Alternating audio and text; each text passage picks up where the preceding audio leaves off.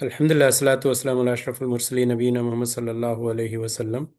క్రితం వారం వరకు క్లాస్ వరకు మనం 7 అక్షరాలు నేర్చుకున్నాము. ఆ 7 అక్షరాలు అలిఫ్, బా, తా, సా, జీమ్, హా, ఖా. మళ్ళీ ఇంకోసారి చెప్తున్నాను. అలిఫ్, బా, తా, సా, జీమ్, హా, ఖా. అలిఫ్, బా, తా, సా, జీమ్, హా, ఖా. ఈ 7 అక్షరాలు నేర్చుకున్నాము. ఇందులో మీకు ఏమైనా అర్థం కాని విషయం కానీ ఏదైనా ప్రశ్న కానీ ఉంటే అడగండి క్లాస్ స్టార్ట్ అయ్యే ముందు. దాని గురించి మనం క్లియర్ చేసుకుందాం.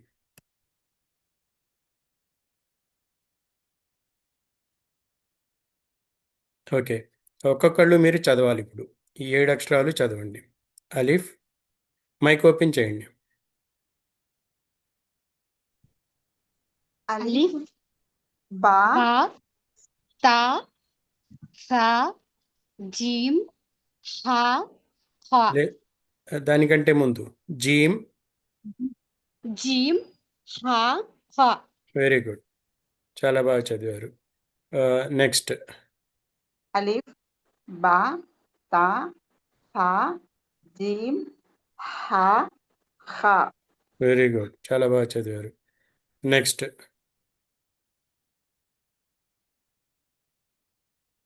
మైక్ ఓపెన్ చేసి చదవండి. అలిఫ్, బా, తా, సా, జీమ్, హా, ఖా. Very good. ఇంకెవరు మిగిలారు? అందరు చదివేశారా? ఒకళ్ళు చదవలేదు అనుకుంటా, ముగ్గురే చదివారు. మైక్ ఓపెన్ చేసి చదవండి.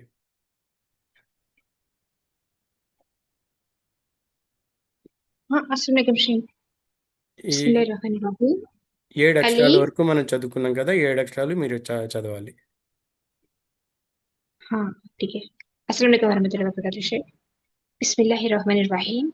अलीफ, बा, ता, सा, जीम, हा, खा, ఖా. खा। ఇది దీర్ఘం తీయకూడదు. అలీఫ్ అని దీర్ఘం తీయకూడదు. అలీఫ్ త్వరగా చదవాలి. ओके। अलीफ, అలీఫ్, బా, अलीफ, తా. ఉమ్, अलीफ, बा, ता, सा, जीम, हा, खा। Very good. తర్వాత ఇప్పుడు 4 అక్షరాలు ఈరోజు చదవబోతున్నాము. ఈ 4 అక్షరాలు మన అలీఫ్కి ఒక ప్రత్యేక గుణం ఉంది అని చెప్పి అంతకుముందు నేర్చుకున్నాము. ఆ ప్రత్యేక గుణం ఏమిటి? తన తర్వాత వచ్చే అక్షరంతో ఎన్నడూ కూడా కలవదు. ఇది అలీఫ్ తన తర్వాత వచ్చే అక్షరంతో అస్సలు కలవదు. ఇక్కడ చూశారు కదా, గ్యాప్ కనబడుతుంది. మిగతా అక్షరాలు, ఇప్పుడు వరకు చదువుకున్న మిగతా 7 అక్షరాలలో ఒక అక్షరం తన తర్వాత అక్షరంతో కలవదు. మిగిలిన 6 అక్షరాలు బా, తా, సా, జీమ్, హా, ఖా, ఇవి తన ముందు అక్షరంతోనూ కలుస్తాయి, తన తర్వాత వచ్చే అక్షరంతో కూడా కలుస్తాయి. ఇది మనం నేర్చుకున్నాము. ఇప్పుడు ఈరోజు చదవబోయే 4 అక్షరాలు కూడా తన తర్వాత వచ్చే అక్షరంతో ఇవి కలవవు. ఇవి దాల్, జాల్, రా, జా. దాల్ వీలైనంత పల్చగా సన్నగా చదవాలి, బారీక్ పడిన. దాల్, దాల్, జాల్, రా, జా, జా. దాల్, జాల్, రా, జా. దాల్ మన తెలుగులో రాయొచ్చు. ఇక్కడ రాసి ఉంది. ఇక్కడ రాసి ఉంది తెలుగులో. దాల్ ఇక్కడ కనబడుతుంది కదా, దాల్ రాసి ఉంది. జాల్ మనం రాయలేము. రా రాయలేము. రాయొచ్చు, ఇక్కడ ఉంది. జా తెలుగులో రాయలేము. ఇప్పుడు మన ముందున్న ఇన్ని అక్షరాలలో దాల్, జాల్, రా, జా, వీటిలో 2 అక్షరాలు రాయగలుగుతున్నాము, 2 అక్షరాలు రాయలేకపోతున్నాము. చూశారు కదా, 2 అక్షరాలు మనం రాయగలుగుతున్నాం, మిగతా 2 అక్షరాలు మనం తెలుగులో రాయలేకపోతున్నాం. దాల్ చక్కగా తెలుగులో రాయొచ్చు, ఇలాగే మనం పలుకుతామన్నమాట. జాల్ ఇక్కడ రాయటానికి కుదరట్లేదు, తెలుగులో దానికి సరిపడా అక్షరాలు రాయటానికి మన దగ్గర లేవు. రా ఇక్కడ ఉన్నది. యాక్చువల్గా ఇది బండిరా. మీకు ఎవరికైనా గుర్తుందా బండిరా అనేది? అంతకుముందు మనం రాసేవాళ్ళం. ఇప్పుడు కొత్తగా నేర్పుతున్న పాఠాలలో బండిరా రావట్లేదు, కానీ పాత పాఠాలలో మీరు చూస్తే బండిరా కూడా ఉంటుంది. ఇది బండిరా అన్నమాట, రా. తర్వాత జా. ఈ 4 అక్షరాలు ఈరోజు మన పాఠంలో మనం ఇన్షాల్లా చదువుకోబోతున్నాం. ఇక్కడ దాల్ తేలిగ్గా పలకటము, ఇది ఇది తేలిగ్గా పలికే అక్షరము. దీంట్లో ఎలాంటి కష్టం పడవలసిన అవసరం లేదు. చాలా తేలిగ్గా సులభంగా ఇది పలకవచ్చు. దాల్ యొక్క మఖ్రజ్ ఎక్కడి నుంచి వస్తుంది ఇది? ఇక్కడ చూస్తే మీరు ఇక్కడ ఈ నాలుక కొన తీసుకుని వెళ్ళి, నాలుక మొన తీసుకుని వెళ్ళి పై పంటి వెనకాల ఆ, తా ఎక్కడి నుంచి అయితే వస్తుందో దాల్ కూడా అక్కడి నుంచే వస్తుంది. తా మరియు దాల్ రెండిటి మూల స్థానం ఒకటే. దాల్, తా. తర్వాత వచ్చేది తో. ఈ మూడిటి మూల స్థానము పైపంటి వెనక భాగాన మసోడా అంటాం కదా. ఇక్కడ మసోడాకు ఈ యొక్క ఈ ఈ నాలుక యొక్క అంచు ముందు ముందు కొన తీసుకుని వెళ్ళి, ఈ ముందు మొన తీసుకుని వెళ్ళి పైపంటి వెనక భాగాన మసోడాకు తగిలించి దాల్, తా. నాలుక అక్కడ తగిలించి ఒక సెకండ్ అలాగే పెట్టేయండి, మీరు శబ్దం తీయకుండా. తర్వాత శబ్దం తీయండి. నాలుక పల్చగా ఉంచాలి, లావుగా ఉంచకూడదు. దాల్, దాల్, దాల్. ఇది ఇక్కడి నుంచి వచ్చే శబ్దం అనమాట, మఖరజ్. రాల్ అంతకుముందు చదువుకున్న సా, ఈ అక్షరం ఏదైతే ఉందో ఈ అక్షరం యొక్క మూలస్థానము, దీని యొక్క మూలస్థానము రెండు ఒకటే. తా, దాల్ ఈ రెండిటి మూలస్థానము ఒకటే. సా, జాల్ రెండిటి మూలస్థానము ఒకటే. ఇది ఎలా తీయాలి అంటే నాలుక ముందుకు పైపంటి కిందకు తగిలించి ఇక్కడ నుంచి శబ్దం తీయవచ్చు, లేదా నాలుక మొత్తం బయటికి తీసేసి పై పన్ను తీసుకొచ్చి నాలుక మీద పెట్టండి. పల్చగా ఉండాలి నాలుక. అక్కడి నుంచి శబ్దం బయటికి తీయటానికి ప్రయత్నం చేయండి. జాల్, జాల్ ఇది కొంచెం కష్టమైన ప్రాక్టీస్ చేయాల్సి వస్తుంది. జాలిక, జాలిక. హాజా, జాలిక. జహబ ఇవన్నీ జాల్తో వచ్చేవి అనమాట. ఇది సా, జాల్, దాల్, జాల్, దాల్, జాల్. ఈ రెండింటి యొక్క మూలస్థానం ఏమిటి? దీని మూలస్థానము నాలుక, దీని మూలస్థానం కూడా నాలుకే.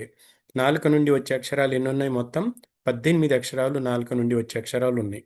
దాంట్లో మనం నిన్న చదువుకున్న దాంట్లో జీమ్ నాలుక నుండి వచ్చే అక్షరము, ఈరోజు చదువుకుంటున్న దాంట్లో దాల్, జాల్. ఓకేనా? అంతకుముందు చదువుకున్నది తా, సా, జీమ్, దాల్, జాల్. రా కూడా నాలుక నుంచి వచ్చేది, జా కూడా నాలుక నుంచి వచ్చేది. మరి ఇప్పటివరకు చదువుకున్న దాంట్లో హా, ఖా ఈ రెండు గొంతులో నుండి వచ్చే అక్షరాలు. బా పెదవి నుండి వచ్చే అక్షరము. ఇలాగా మనం ఒక్కొక్క అక్షరాన్ని కూడా మాటిమాటికి చెప్పడం వల్ల అలా గుర్తుండిపోతుంది. నాలుక నుండి వచ్చే అక్షరాలు మొత్తం ఎన్ని ఉన్నాయి? 4 ఉన్నాయి. గొంతులో నుండి వచ్చే అక్షరాలు మొత్తం ఎన్ని ఉన్నాయి? 6 ఉన్నాయి. ఈ 4, 6, 10 పోతే మిగతా 18 అక్షరాలు నాలుక నుండి వచ్చే అక్షరాలు అనమాట. ఎక్కువ శాతం మనకు నాలుక నుండి వచ్చే అక్షరాలు ఎక్కువగా ఉన్నాయి. కాబట్టి ఇక్కడ నాలుకని మనం జాగ్రత్తగా చూసుకోవాలి, ఎక్కడి నుంచి అక్షరం వస్తుంది అనేది. దాల్ నాలుక ముందు మన పంటి వెనకాల మసోడా దగ్గర తగిలిస్తే ఈ దాల్ శబ్దం వస్తుంది. దాల్ నాలుక పై పంటి కింది భాగాన తగిలించి ఈ శబ్దం తీసుకురావాలి. రా నాలుకను ఈ పైన తీసుకుని వెళ్ళి, అంటే వీలైనంత పైన ఈ పైకప్పు దగ్గర తీసుకెళ్ళి రా, రా. ఇక్కడ చిన్న మెట్టులాగా ఉంటుంది చూడండి పైన, మీ పైన ముఖంలో అంటే నోటిలో పై భాగాన ఒక చిన్న మెట్టులాగా ఉంటుంది. ఆ మెట్టు దగ్గర తగిలించి అక్కడి నుంచి శబ్దం తీయటానికి ప్రయత్నం చేయండి. రా, రా. రర్ ఇలా రాకూడదు, రా. సో త్వరగా రావాలన్నమాట. ఇది ఆ, దీని పేరులో ఆ, లావుగా పలికే స్వభావం ఉంది, కానీ ముందు ముందు దీని గురించి వివరంగా మనం చూద్దాం. ఇది దీనిపైన కింద వచ్చే హరకత్ని బట్టి, అంటే జబర్ జేర్ పేష్, దో జబర్ దో జేర్ పేష్ని బట్టి ఒక్కొక్కసారి ఇది ఆ, లావుగా పలకాలి, ఒక్కొక్కసారి ఇది సన్నగా పలకాలి. ఎప్పుడు ఎలా పలకాలి అనేది వచ్చే పాఠాల్లో నేర్చుకుందాం. కానీ పేరు ప్రకారం ఇది లావుగానే పలకాలన్నమాట. రా దీని పేరుని మనం చెప్తున్నప్పుడు లావుగానే చెప్పాలి. రా, రా. సరేనా? మనం ఇంకో విషయం కూడా అనుకున్నాం అంతకుముందు. లావుగా పలకాలి అంటే మనం నోటిని పైకి కిందికి ఓపెన్ చేయాలి. ఇక్కడ ఖా, ఇది లావుగా పలికే అక్షరం. ఖా, రా, ఖా, రా. మిగతా అక్షరాలన్నీ పలికేటప్పుడు మనం నోటిని స్మైలింగ్ ఫేస్ లాగా, అంటే కుడివైపు ఎడమవైపు ఎలాగైతే మనం ఆ, నోటిని పరుస్తూ, అంటే నోటిని వెడల్పు చేస్తూ చదువుతామో ఆ విధంగా పలకాలి. దాల్, దాల్, రా, జా. జా యొక్క మూలస్థానం ఏమిటి? ఇక్కడ చూస్తే మీకు ఇక్కడ మధ్యలో పైపంటి వెనక భాగాన మసోడా కంటే కింద ఇక్కడ తగిలించి జా యొక్క శబ్దాన్ని తీయాలి. ఇక్కడ 3 అక్షరాలు ఉన్నాయి. మూడిట్లో ఈరోజు మనం మొదటి అక్షరం చదువుతున్నాము. జా, జా. పిజ్జా తిన్నారా ఎప్పుడన్నా? తిన్నాం షేక్. ఒకసారి దాని పేరు చెప్పండి. పిజ్జా. మన తెలుగు రాష్ట్రాల్లో దాన్ని పిజ్జా అంటారు. పిజ్జా అంటారు. పిజ్జా కాదు అది. ఇంగ్లీష్లో రాయాలి అంటే జెడ్తో రాయాల్సి వస్తుంది, జేతో కాదు. PIZZA, pizza. ఇది అదే అక్షరంతో ఇక్కడ జా కూడా అదే అక్షరంతో వస్తుందన్నమాట. ఇది మనం చేసే పలికేదా చాలా తేలిగ్గా పలకొచ్చు దీన్ని, కానీ మనము ఆ, చేసే తప్పు ఇది మ్, ఇలా పిజ్జా, ఇది తప్ప కరెక్టా?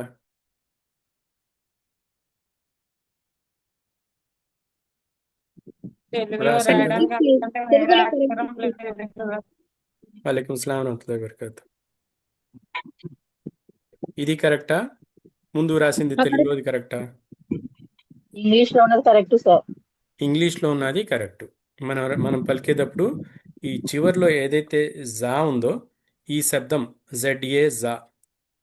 ఓకేనా? మన అరబీ అక్షరం మన ముందున్నది ఏమిటి? ఇది. దీన్ని ఎలా చదువుతాం మనం? ZA, జా, జా.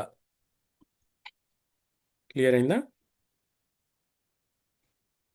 పిజ్జా జా రావాలి, జా రాకూడదు. మన తెలుగులో బై మిస్టేక్ జా అని చదువుతాము. జా అనేది ఇక్కడ రాదన్నమాట.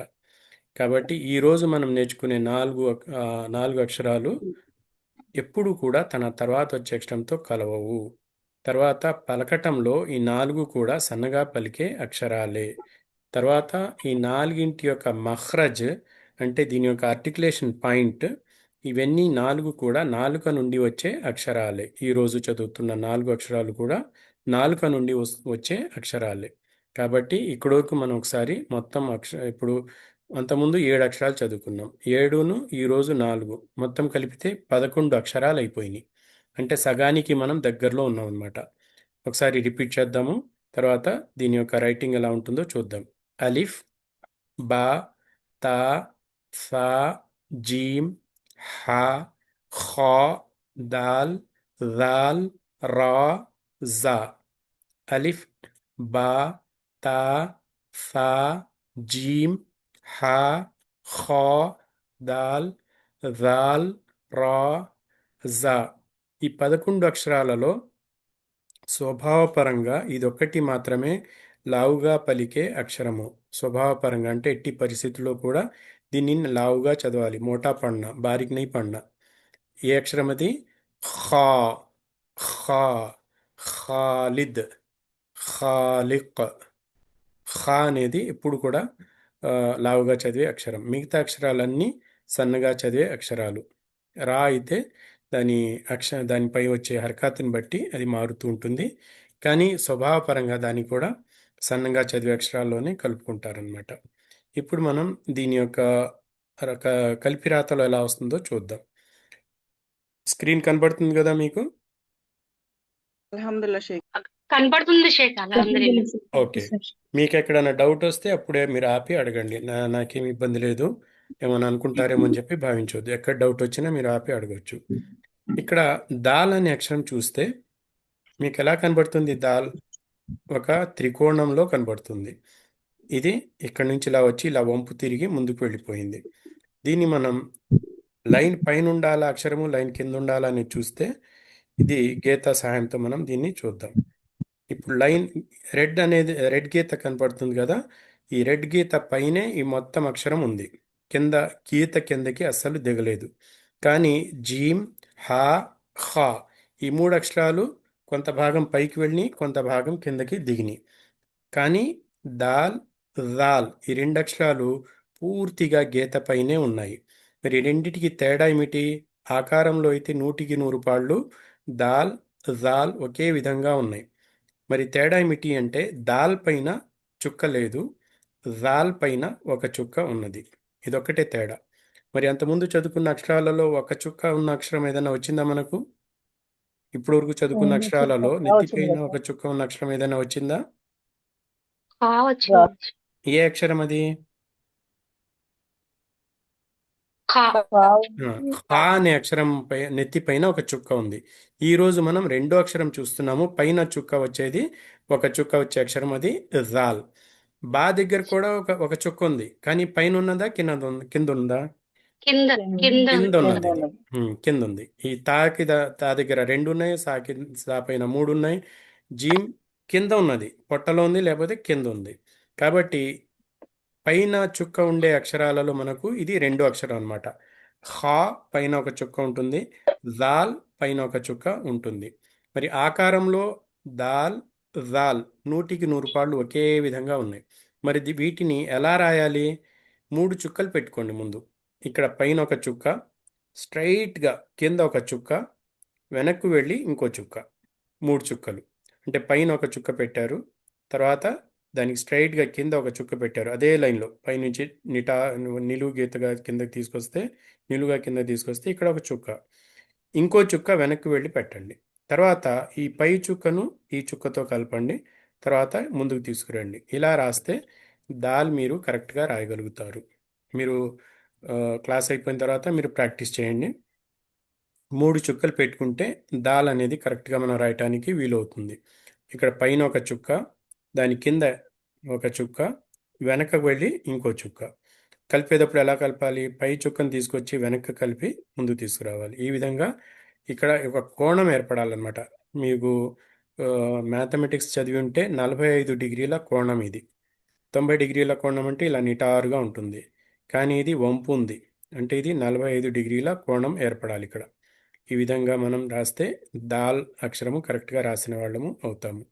ఇది ఒంటరిగా ఉన్నప్పుడు ఏ ఆకారంలో అయితే ఉందో, ఒక పదంలో మొదటి అక్షరంగా వచ్చినప్పుడు, ఒక పదంలో మధ్యలో వచ్చినప్పుడు, ఒక పదంలో చివరిగా వచ్చినప్పుడు అదే ఆకారంలో ఉంది. అంటే ఇది రిజిడ్ అక్షరం అన్నమాట. అలిఫ్ ఎలాగైతే ఆకారం మార్చుకోవట్లేదో, ఇక్కడ దాల్ కూడా, జాల్ కూడా రెండు కూడా ఆకారం మార్చుకోవట్లేదు. అదేవిధంగా రా మరియు జా ఇవి కూడా ఆకారం మార్చుకోవట్లేదు, ఒకే విధమైన ఆకారాన్ని కలిగి ఉన్నాయి. ఈ 4 అక్షరాలు, ఈరోజు చదువుతున్న 4 అక్షరాలు కూడా ఒక కామన్ విషయం ఉంది. ఈ నాలుగింటిలో ఆ కామన్ విషయం ఏమిటి? తన తర్వాత వచ్చే అక్షరంతో కలవట్లేదు, మొదటి విషయం. రెండో విషయం ఏమిటి? ఆకారాన్ని, దాని స్థానం మారినా ఆకారం మార్చుకోవట్లేదు.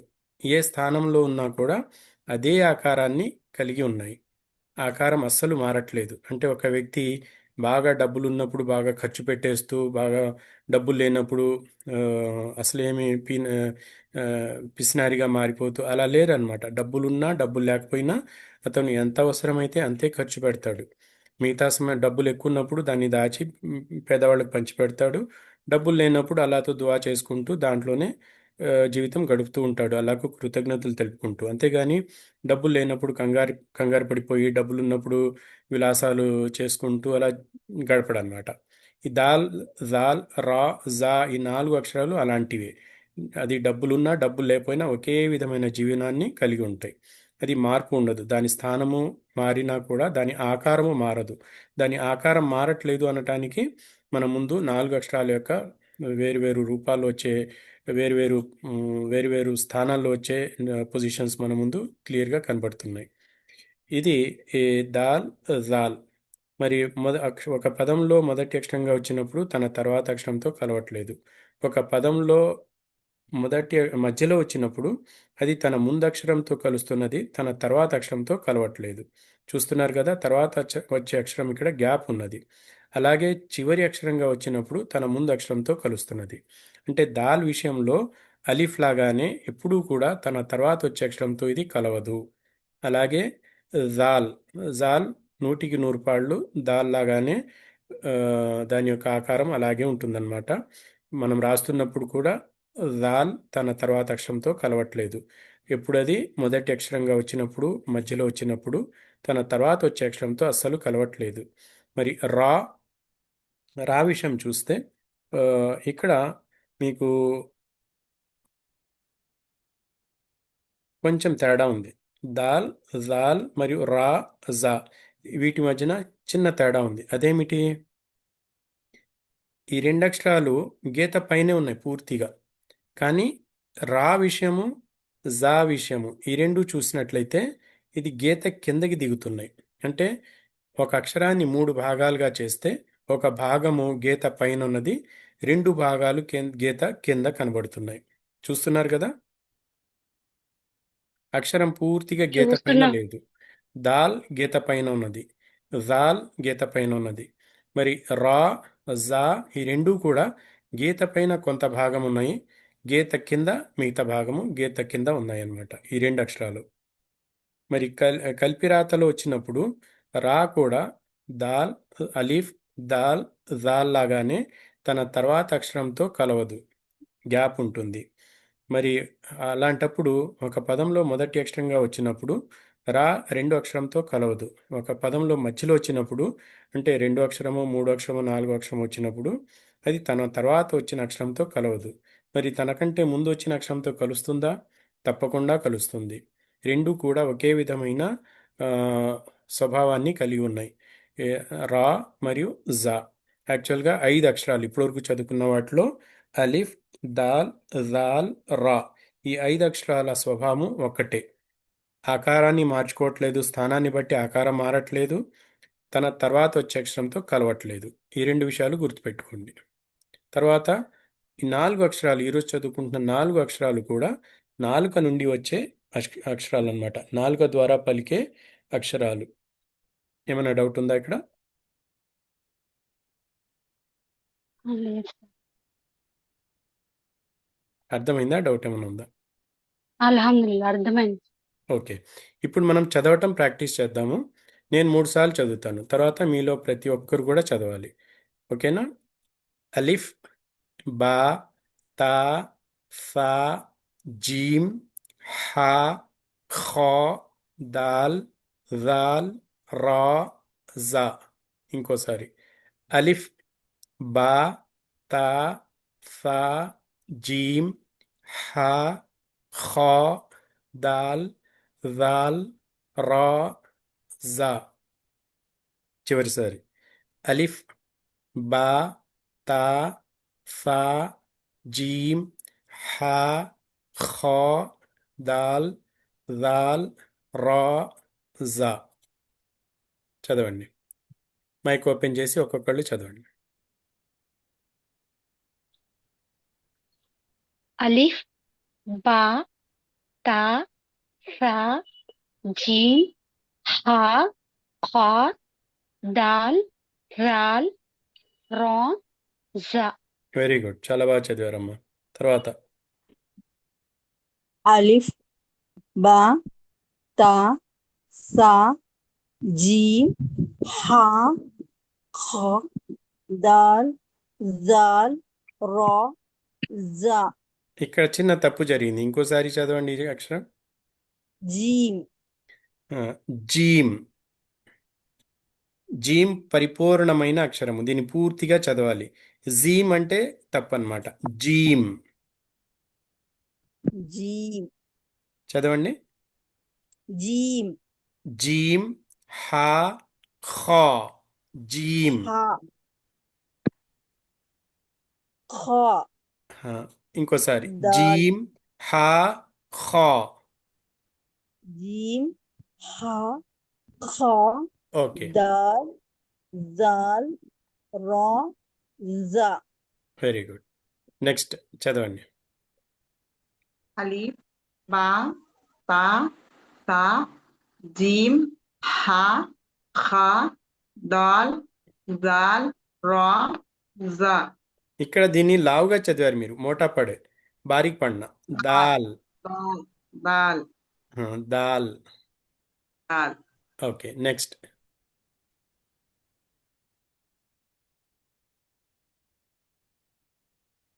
అయిపోయారా అందరూ? లేదు, అవ్వలేదు ఇంకా. వస్తుందా? అలీఫ్ బా తా సా జీమ్ హా హా దాల్ జాల్ రో రా వెరీ రా గుడ్. ఇంతవరకే. జా. రా జా. Okay, next.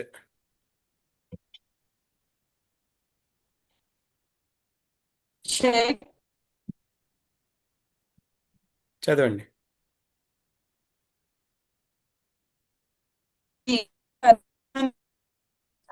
ఇంకా చెప్పాలి.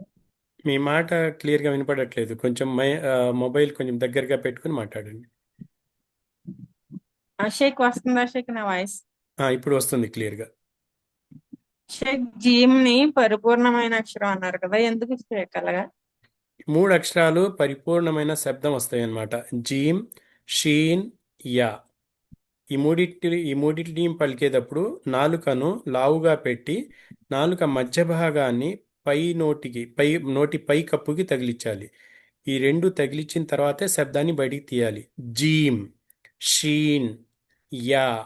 ఈ మొత్తం 28 అక్షరాలలో ఇవి ఆ, ఒక పరిపూర్ణమైన శబ్దాన్ని ఇచ్చే అక్షరాలు అన్నమాట. దాని శబ్దము చాలా భర్పూరాన. ఓకే. జీమ్ చదివారనుకోండి తప్పైపోతుంది. జీమ్ తప్పు, జీమ్ కరెక్టు. జీమ్. జీమ్ రావాలి అంటే మన నాలుక మధ్య భాగాన్ని పైకప్పుకు తగిలించి ఇక్కడి నుంచి శబ్దాన్ని బయటికి తీయాలి. జీ షేక్ చదువుతా. ఓకే. అలిఫ్ బా తా సా జీమ్ హా ఖా దాల్ జాల్ రా జా. Very good. ఇప్పుడు వరకు మనం 11 అక్షరాలు నేర్చుకున్నాం. మీరందరు చదివేశారు అనుకుంటున్నాను నేను. దీని తర్వాత విషయానికి మనం వెళ్తున్నాము. ఎవరైనా చదవకపోతే మీరు చదవండి. నేను చూసినంత వరకు అందరూ చదివేశారు. ఓకే. దీని తర్వాత దాంట్లో చూసినట్లయితే మనం 3 లేదా 4 అక్షరాలే మనం చదువుతున్నాం అనమాట. అంతకంటే ఎక్కువ చదవట్లేదు. ఇది ఒకవేళ మీ దగ్గర అరబీ కీబోర్డ్ ఉంటే అక్షరాలు కీబోర్డ్ పైన ఇలా కనపడతాయి. అది ల్యాప్టాప్ కావచ్చు, కంప్యూటర్ కావచ్చు, మీ మొబైల్ కావచ్చు. ఒకవేళ మీ దగ్గర ఈ కీబోర్డ్ మీద ఆమ్, ఈ అక్షరాలు కనపడకపోతే మీరు ఇంటర్నెట్ నుంచి కూడా అరబీ కీబోర్డ్ అని మీరు వెతికితే దొరుకుతుంది. దీంట్లో చూస్తే మనం ఈరోజు చదివిన అక్షరాలు దాల్ ఇక్కడ ఉన్నది. ఈ బటన్ కనబడుతుంది కదా, ఇక్కడ ఉన్న అక్షరము దాల్. జాల్ ఇక్కడ ఉన్నది. రా ఇక్కడ ఉన్నది. జా ఇక్కడ ఉన్నది. కీబోర్డ్లో ఈ లొకేషన్స్ గుర్తుపెట్టుకుంటే సరిపోతుంది. లేదంటే ఒక వైట్ పేపర్ మీద మీరు మీ దగ్గర ఇంగ్లీష్ అక్షరాలు అయితే ఉంటాయి కీబోర్డ్లో, దాని పక్కనే ఇవన్నీ రాసుకున్నా సరిపోతుంది. మామూలుగా ఈ అరబిక్ కీబోర్డు ఇంటర్నెట్లో ఈజీగా దొరికిపోతుంది. లేదంటే మీకు ఈ కీబోర్డ్ నేను పంపిస్తాను. దీంట్లో మనం గుర్తుపెట్టుకోవాలంతే. ఇక్కడ దాల్, జాల్, రా, ఇక్కడ రా ఉంది, ఇక్కడ జా ఉంది. ఒకవేళ గుర్తుపెట్టుకోకపోయినా మీరు వర్చువల్ కీబోర్డ్ అని ఓపెన్ చేస్తే దాంట్లో కూడా ఇవి మీకు కనపడతాయి అన్నమాట. ఇది కూడా మీకు పనికొస్తాయి. గ్రూప్ లో పంపించండి షేక్. గ్రూప్లో నేను పంపిస్తాను. ఓకే. ఓకే. ఇక్కడ మనం కొన్ని పదాలు మనం ఈరోజు ప్రాక్టీస్ చేద్దాము. సరేనా? మ్మ్. కలిపిరాతలో అక్షరాలు ఏ విధంగా మారిపోతాయి అనేది మనం ప్రాక్టీస్ చేస్తున్నాం ఈరోజు. ఇప్పుడు మన దగ్గర ఉన్న టైంలో ఇది ప్రాక్టీస్ చేస్తున్నాము. 3 అక్షరాలు చెప్పండి మీరు. జీమ్ సార్, జీమ్, దాల్, దాల్, దాల్, సా, 3 అక్షరం ఏది? సా. సా. ఇదేనా? అవును సార్. ఓకే. ఇక్కడ చూడండి, మీకు దాల్ తర్వాత మీకు గ్యాప్ కనపడిందా? అవును సార్, గ్యాప్ ఉంది సార్. ఆ, మీరు చెప్పిన అక్షరాలు 3 ఏమేమిటవి? జీమ్ ఒక అక్షరం చెప్పారు, దాల్ ఒక అక్షరం చెప్పారు, సా ఒక అక్షరం చెప్పారు. విడివిడిగా రాస్తే ఇలా కనపడతాయి. మరి జీమ్ మరియు దాల్ ఈ రెండు కలిసిపోయినాయి. అవును సార్. అవునా? అవును సార్. దాల్ మరియు సా ఈ రెండు కలవలేదు. కారణం ఏమిటి? కారణం సానా లేకపోతే దాలా? దాలే సార్. దాల్ కారణం. ఎందుకంటే దాల్ యొక్క గుణం ఏమిటి? తన తర్వాత వచ్చే అక్షరాన్ని కలుపుకోదు. తన తర్వాత వచ్చే అక్షరాన్ని కలుపుకోదు. జీమ్ ఉన్నది. జీమ్ ఒంటరిగా ఉన్నప్పుడు ఎలా ఉంది? కొంత భాగం పైనుండి గీత పైన ఉండి మిగతా భాగం అంతా గీత కిందకి దిగిపోయి ఉంది. మరి పక్కన వచ్చే అక్షరంతో కలిసినప్పుడు అంటే ఒక పదంలో ఇక్కడ ఒంటరిగా ఉన్నప్పుడు ఇలా కనబడుతుంది.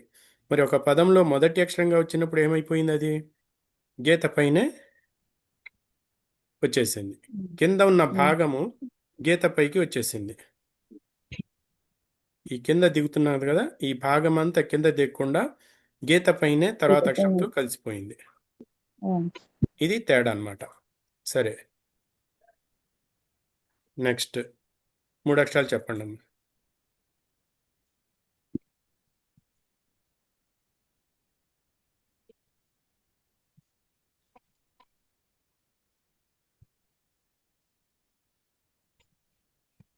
మూడు అక్షరాలు చెప్పండి. బా बा जीम दाल బా, జీమ్, जीम दाल దాల్ ఇవే కదా చెప్పింది. ఓకే, ఇప్పుడు వీటిని కలిపి రాతలో రాద్దాం. బా, జీమ్, దాల్.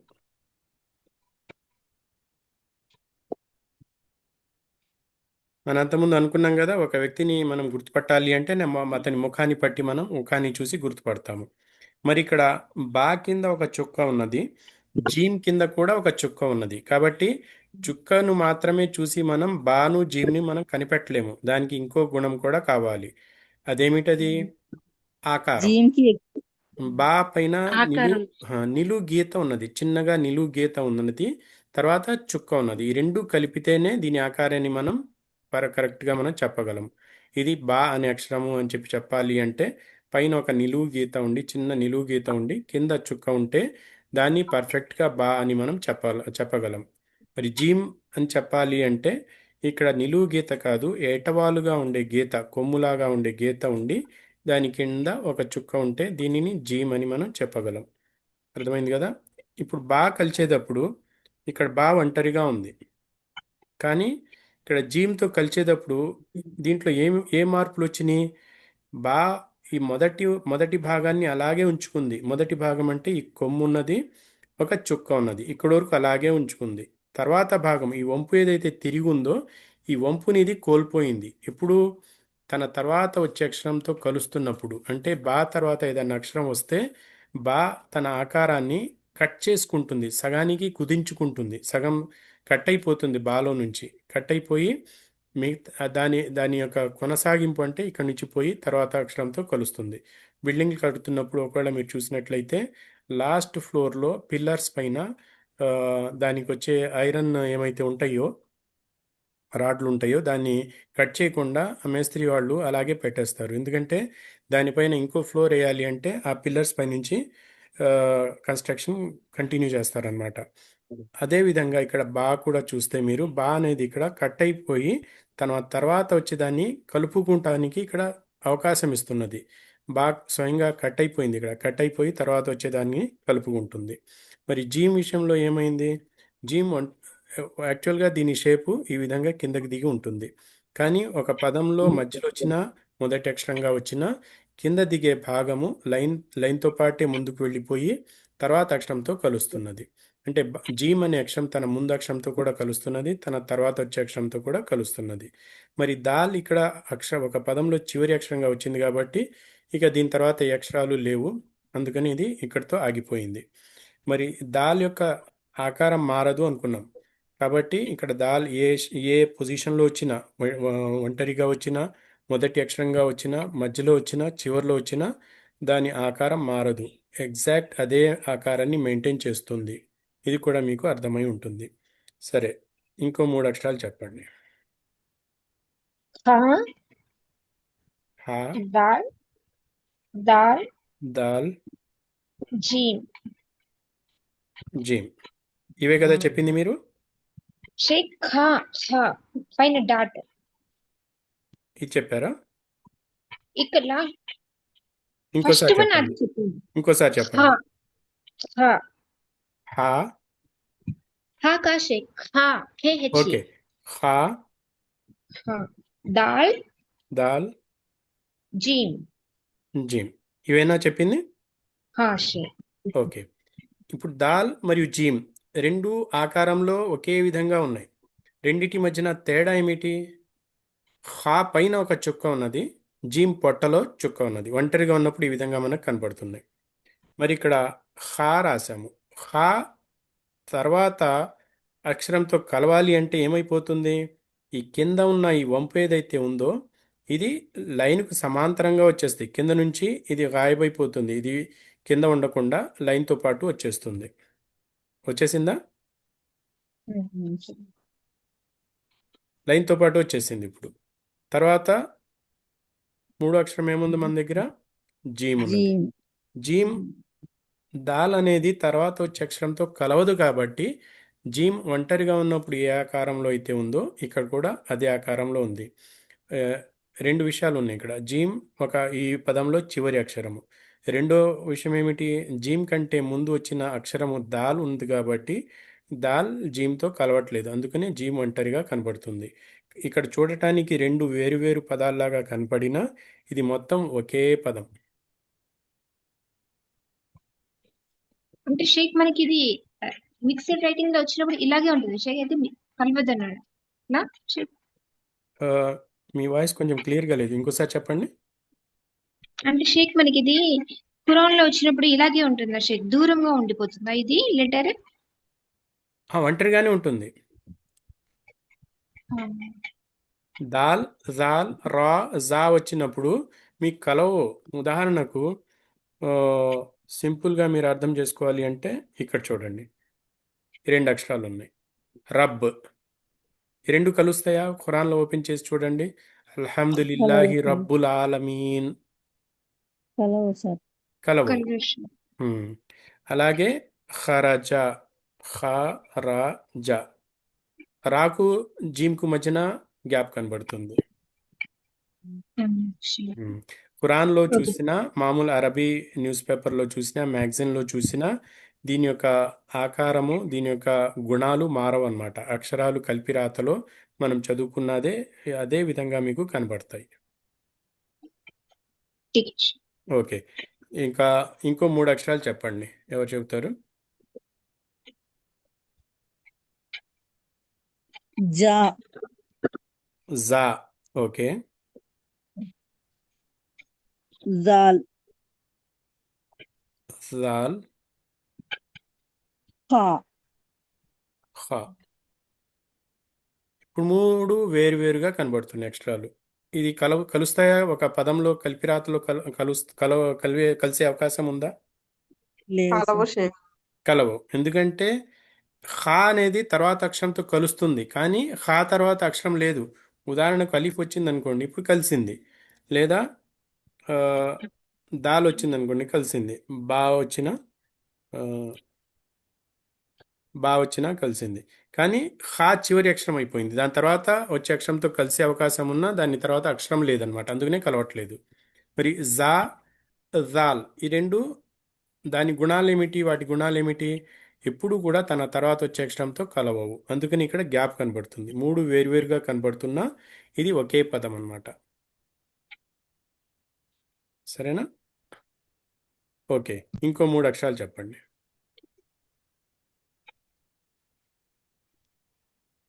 ప్రాక్టీస్ కోసం మనం వేరువేరు అక్షరాలు తీసుకుని ఆకారం ఎలా మారిపోతుందో నేర్చుకుంటున్నాం ఈ క్లాస్లో. అలీఫ్ దాల్ రా అలీఫ్ బా రా. రా ఓకే. అలీఫ్ అనేది మొదటి స్థానంలో రాదు. ఒకవేళ మొదటి స్థానంలో అలీఫ్ కనపడింది అంటే దాని పేరు హంజా, అలీఫ్ కాదు. ఇది మనం అంతకుముందు నేర్చుకున్నాం, అవునా? అలీఫ్ ఎప్పుడు కూడా ఒక పదంలో మొదటి స్థానంలో అలీఫ్ ఎప్పుడు కూడా రాదు. అలీఫ్ ఒంటరిగా ఉంటుంది, అంటే దానిపైన ఏమీ ఉండదు, దాని కింద ఏమీ ఉండదు, చిహ్నాలు ఏమీ ఉండవు. అటువంటప్పుడే అలీఫ్ అంటారు. యొక్క ఆ, ప్ర- అలీఫ్ యొక్క ఉపయోగం ఏమిటి అంటే, ఒక పదంలో దీర్ఘం తీయటానికి అలీఫ్ని వాడతాము. ఒక పదాన్ని ప్లూరల్గా బహువచనంగా మార్చడానికి అలీఫ్ను వాడతాము. మరి ఇక్కడ అలీఫ్ వచ్చింది అంటే మొదటి అక్షరము హంజా, ఇది అలీఫ్ కాదు. కరెక్టేనా? రెండో అక్షరం మీరు బా అని చెప్పారు, బా రాశాను. మూడో అక్షరము రా అని చెప్పారు, రా కూడా రాశాము. ఇక్కడ చూస్తే అలీఫ్, బా, రా, మూడు అక్షరాలు మీ ముందు కనబడుతున్నాయి.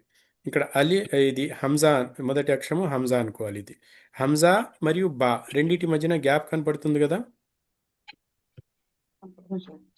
కలిసి ఉందా, గ్యాప్ ఉన్నదా?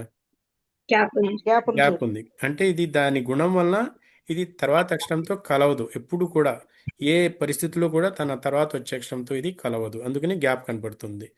తర్వాత బా వచ్చింది. బా ఒంటరిగా ఎలా ఉంది, ఇలా పూర్తిగా ఒక పళ్ళెంలాగా ఉండి కింద చుక్క ఉన్నది. కానీ తర్వాత అక్షరంతో కలుస్తున్నప్పుడు దీని సగ భాగాన్ని కోల్పోతుంది అన్నమాట.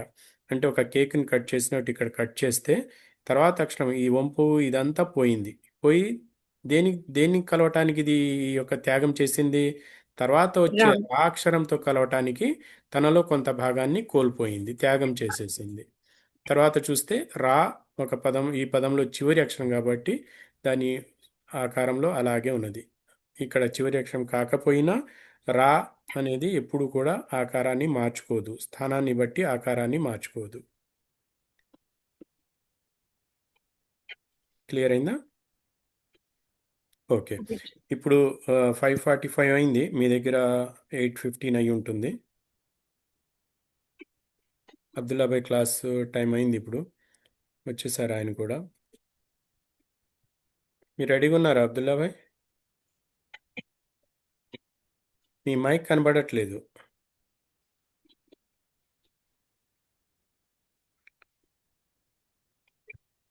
మీరు లాగిన్ అయ్యారు, మీ పేరు కనబడుతుంది, కానీ మీ మైక్ కనబడట్లేదు, అంటే మీ వాయిస్ కూడా మాకు వినపడదు అనమాట.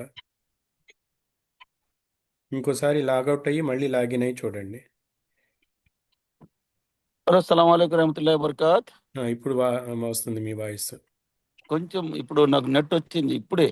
ఓకే, మీరు class continue I don't know. చేస్తాను అంటే నేను ఆపుతాను, మీరు కంటిన్యూ చేయండి. మీకు ఇంకా 5 నిమిషాలు 10 నిమిషాలు కావాలంటే నేను కంటిన్యూ చేస్తాను.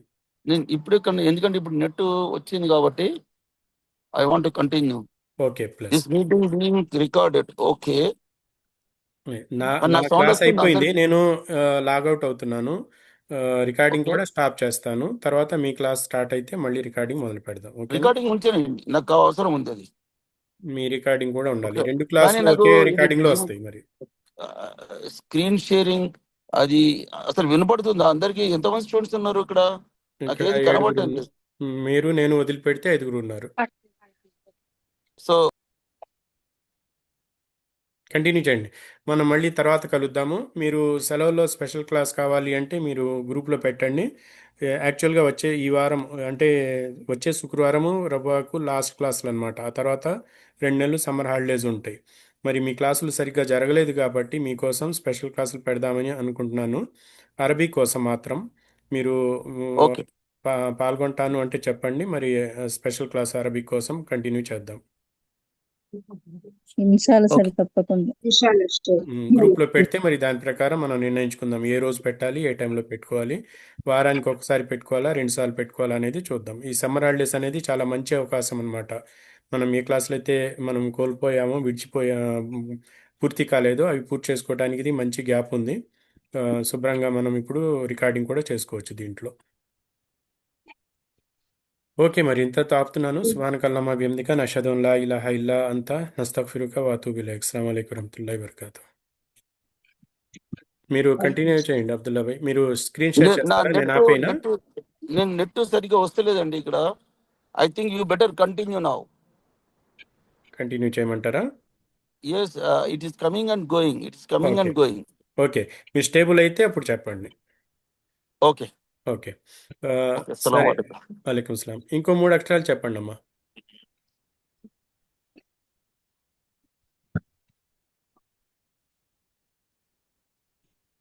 ఇంకో 3 అక్షరాలు చెప్పండి.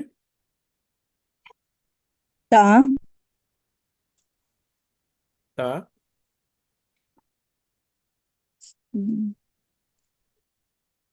జీమ్ రా జీమ్, రా రా రా. తా, జీమ్, రా. 3 అక్షరాలు వచ్చినాయి మన ముందు. తా తర్వాత అక్షరంతో కలుస్తుందా, కలవదా? కలుస్తుంది సార్. ఇక్కడ మీరు మీరు చూస్తే కలిసింది ఇక్కడ. జీమ్ తర్వాత అక్షరంతో కలుస్తుందా, కలవదా? కలవదు సార్. జీమ్ తర్వాత అక్షరంతో కలుసు కలుస్తుందా? కలుస్తుంది సార్. కలుస్తుంది. ఇప్పుడు చూస్తే 3 ఇక్కడ ఈ గీత అన్నమాట. మన ముఖ్యం ఏమిటి? ఈ గీత. ఈ గీతలను చూస్తే మీకు అర్థమైపోద్ది తర్వాత అక్షరంతో కలుస్తున్నదా లేదా అని. ఉదాహరణకి ఇంకో అక్షరం ఉంది అనుకుందాం మనం ఇక్కడ. ఇదే గీత మీద ఇక్కడ గ్యాప్ వచ్చేసింది. కలవదు. ఎందుకంటే రా అనేది తన తర్వాత అక్షరంతో కలవట్లేదు, అందువలన ఇక్కడ గ్యాప్ వచ్చింది. కానీ జీమ్ రాసినప్పుడు తర్వాత అక్షరంతో కలుస్తుంది ఇది. అందుకనే ఇది మీకు కొంచెం ఇది వెడల్పు చేస్తున్నాను, చూడటానికి ఈజీగా ఉంటుందని. ఈ తా అక్షరం ఒంటరిగా ఉన్నప్పుడు, ఒక పదంలో మొదటి అక్షరంగా వచ్చినప్పుడు, రెండింటి మధ్యన తేడా ఏమిటి? ఇప్పుడు సగం కోల్పోయింది సార్. వంపు అనేది కోల్పోయింది. రెండో భాగాన్ని కోల్పోయింది. తన తర్వాత తా అక్షరం యొక్క రెండో భాగము ఇక్కడ కనబడట్లేదు మీకు, అది కట్ అయిపోయింది. కట్ అయిపోయి జీమ్తో కలిసింది. అది జీమ్ని కలవటానికి అది స్పేస్ ఇచ్చింది. జీమ్ యొక్క పై భాగం అలాగే ఉంది, ఈ కొమ్ము అలాగే ఉంది, చుక్క అలాగే ఉంది. కానీ ఈ ఈ కింద భాగము ఏదైతే ఈ లైన్ కిందకి దిగుతుందో అది కిందకి దిగకుండా ఇది పైనే తర్వాత అక్షరంతో కలిసింది, ఇది పక్కన దానితో కలిసింది. జీమ్ యొక్క ఆకారం ఇలా మారిపోతుంది. మరి రా అనేది ఆకారం మార్చుకోదు కాబట్టి అలాగే ఉంటుంది. క్లియర్ అయిందా? అల్హమ్దులిల్లా సార్. అల్హమ్దుల్లా. ఇప్పుడు మనం ఒక చిన్న పని మనం చేద్దాం. అదేమిటి అంటే మ్,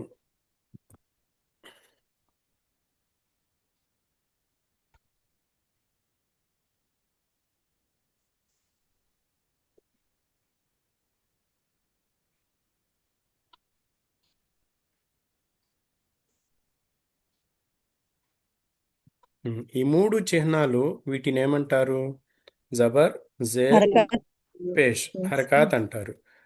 హరకాత్ అంటే అరబీలో జబర్, ఫథా, కస్రా, దమ్మ. ఉర్దూలో జబర్, జేర్, పేష్.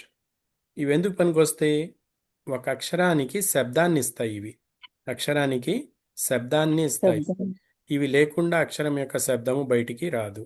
ఉదాహరణకు మీ దగ్గర ఒక మంచి స్కూటర్ ఉంది అనుకోండి, కొత్తగా షోరూమ్ నుంచి తీసుకొచ్చారు, ఇంటి ముందు పెట్టారు, సరేనా? మరి దాంట్లో పెట్రోల్ లేదు, డీజిల్ లేదు, బ్యాటరీ కూడా, ఛార్జింగ్ కూడా లేదు, గ్యాస్ కూడా లేదు, ఇంధనం అనేది లేదు దాంట్లో. కానీ స్కూటర్ కొత్తది, షోరూమ్ నుంచి తీసుకొచ్చారు. మరి అది ముందుకు వెళ్ళమంటే వెళ్తుందా? వెళ్ళదు సార్. దానికి ముందు స్కూటర్ నడపాలి అంటే దానికి ఒక విషయం అవసరం అవుతుంది. అదేమిటి?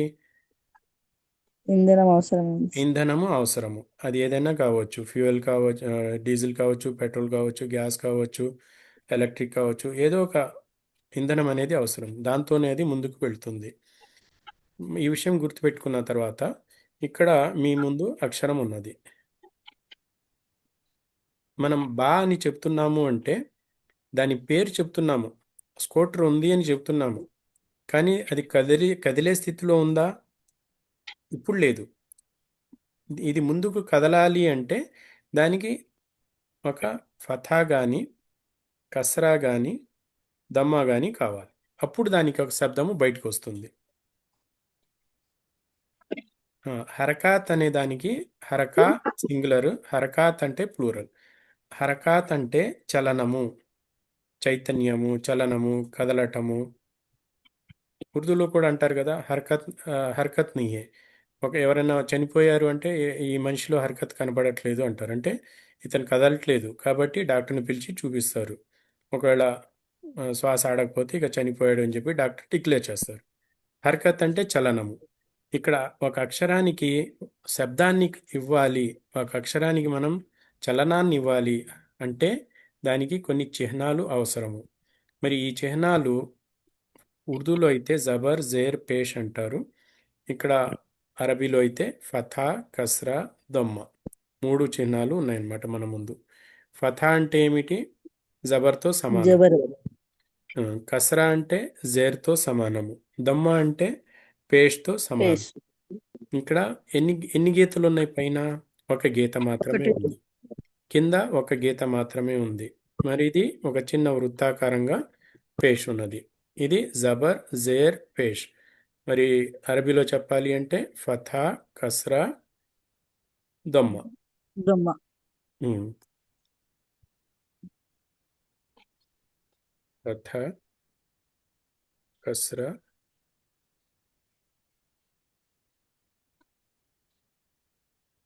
దమ్మ. ఈ మూడన్ని ఫథా కస్రా దమ్మ. ఈ మూడింటిని జబర్ జేర్ పేష్ అంటారు. మరి ఇవి ఎందుకు పనికొస్తాయి మనకు? ఎక్కడ దీనివల్ల ఏం ప్రభావం చూపిస్తుంది? అక్షరాల కదలిక.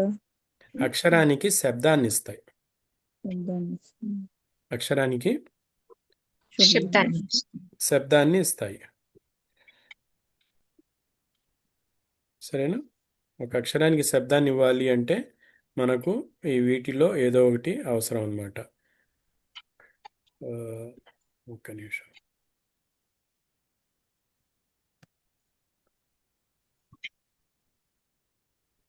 ఓకే, ఒక అక్షరానికి శబ్దాన్ని ఇవ్వాలి అంటే మూడిట్లో ఒకటి అవసరము.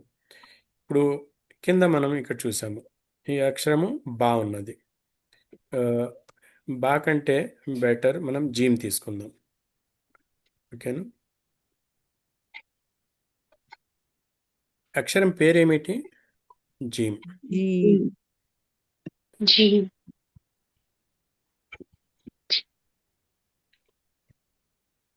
జీమ్. అక్షరం పేరు జీమ్. జీమ్ జీమ్ మరి అక్షరం పేరు జీమ్ ఉన్నప్పుడు దీనికి శబ్దాన్ని ఇవ్వగలుగుతారా మీరు? దీనికి శబ్దాన్ని ఇవ్వలేరు. ఆకారం కనబడుతుంది, దాని పేరు మీరు చెప్పగలుగుతున్నారు, కానీ దానికి శబ్దాన్ని ఇవ్వగలుగుతున్నారా? లేదు. లేదు. దాని శబ్దాన్ని ఇవ్వాలి అంటే దాంతోపాటు ఇంకో విషయం అవసరము, అది హరకాత్ కావాలి. ఆ హరకాత్ ఎలా మనం తీసుకుందాము?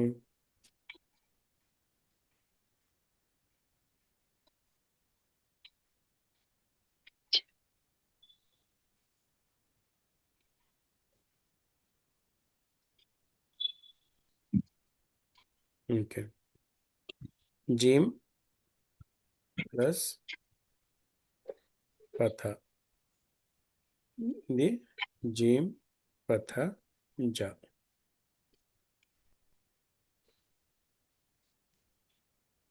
మీకు ఇది అర్థమవుతుందా ఇలా రాస్తే?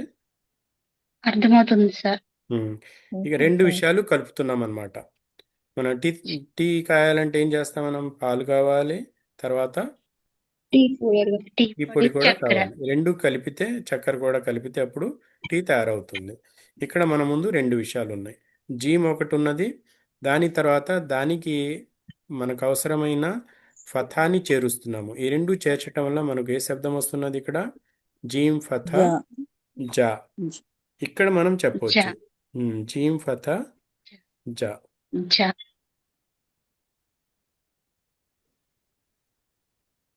జా శబ్దం రావాలి అంటే మనం ఏమేమి చేసాం? ఇప్పుడు జీమ్ అక్షరాన్ని తీసుకున్నాము, ఫథా. దాని తర్వాత ఫథాని దానిపైన పెట్టాము. ఈ 2 కలిపితే మనకు జా అనే శబ్దాన్ని ఇచ్చినాయి. మరి అలాగే జీమ్ జీమ్ ప్లస్ కస్రా. కస్రా ఇస్తే ఇప్పుడు ఏమైపోయింది? జీమ్ కస్రా జీ జీ జీ. మరి జీమ్ ప్లస్ దొమ్మ. దొమ్మ. కలిపితే ఏమైపోయింది? జీమ్ దమ్మ జూ. జూ జూ జూ అయిపోయింది. అంటే ఇప్పుడు మనం ఇక్కడ చూస్తే జీమ్, జా. ఇది జూ. జీ, జూ ఇది జు జు. జా, జీ, జీ జు. జు జు జా అనే శబ్దం రావటానికి మనం ఏ హరకత్ ఇచ్చాము? పైన ఫథా ఇచ్చాము. ఫథా జీ శబ్దం రావాలంటే ఏమి ఇచ్చాము? కసరా కసరా కస్రా కసరా. జూ శబ్దం రావటానికి దొమ్మ దొమ్మ దొమ్మ దమ్మ ఇచ్చాము. జన్నత్ విన్నారా పేరు? సార్. విన్నాం ఉన్నాం సార్. జన్నత్ అంటే ఏమిటి అర్థము? స్వర్గం జన్న స్వర్గం. స్వర్గం స్వర్గము. దాంట్లో జీం పైన ఫథా ఇవ్వాలా, కసరా ఇవ్వాలా, దమ్మ ఇవ్వాలా? ఫథా జీం యా. పైన ఫథా ఇవ్వాలి. ఫథా ఫథా. రావాలి. జీం పైన ఫథా ఉంటే అప్పుడు జన్నత్ రాయటంలో అది జన్నత్. కరెక్ట్గా మనకు జా అనే శబ్దం వస్తుంది. సరేనా? ఈ విధంగా మనకు ఓకే. ఫథా, కసరా, దమ్మ ఏం చేస్తున్నాయి? అక్షరానికి శబ్దాన్ని ఇస్తున్నాయి. శబ్దానికి ఒక అక్షరానికి శబ్దాన్ని ఇస్తున్నాయి. ఒక బండి ముందుకు శబ్దాన్ని. పోవాలంటే మనం పెట్రోల్ వేయటం వల్ల బండిలో కదలిక వస్తుంది, చలనం వస్తుంది, ముందుకు పోతుంది. అలాగే ఒక అక్షరానికి, ఒక అరబీ అక్షరానికి హరకాత్ అంటే ఫథా కానీ, కసరా కానీ, దమ్మా కానీ ఇచ్చినట్లయితే ఆ అక్షరానికి శబ్దం వచ్చి, చలనం వచ్చి దానిని మనం పలికే విధంగా అది మనకు అవకాశాన్ని ఇస్తుంది. మరి అలాగే జీం పైన 2 ఫథాలు ఉన్నాయి. చాలా సింపుల్ అన్నమాట. ఒక ఫథా ఉంటే మనం ఏమన్నాం? జా అన్నాం. అవునా? ఉమ్. ఒక ఫథా ఉంటే జా జా అన్నాం. జా 2 ఫథాలుంటే ఏమవుతుంది? ఒక జన్న చిన్న ఎడిషన్ అవుతుంది. జన్ జన్. జన్ ఏమి ఎక్స్ట్రా వస్తుందో ఇక్కడ? నకారం అనేది ఎక్స్ట్రా వస్తుంది. ఎక్స్ట్రా వస్తుంది. ఇక్కడ మనకు కింద ఒక కసరా బదులు 2 కసరాలు ఉన్నాయి అనుకుందాం. 2 కసరాలు ఉంటే జిన్ అప్పుడు ఏమైపోయింది ఇది? జిన్ ఇన్ జిన్ జిన్. జిన్ అంటే ఆ జిన్ కాదు, ఇక్కడ జిన్ అయిపోయింది. మరి అలాగే జిన్ అంటే దయాల్లో జిన్ కాదు, ఇక్కడ అక్షరాల్లో జిన్ వస్తుంది అనమాట. ఒక దమ్మా కాకుండా 2 దమ్మాలు ఉన్నాయనుకుందాం. జున్ అవుతుంది జున్ ఇక్కడ 2 దమ్మాలు, ఇక్కడ జున్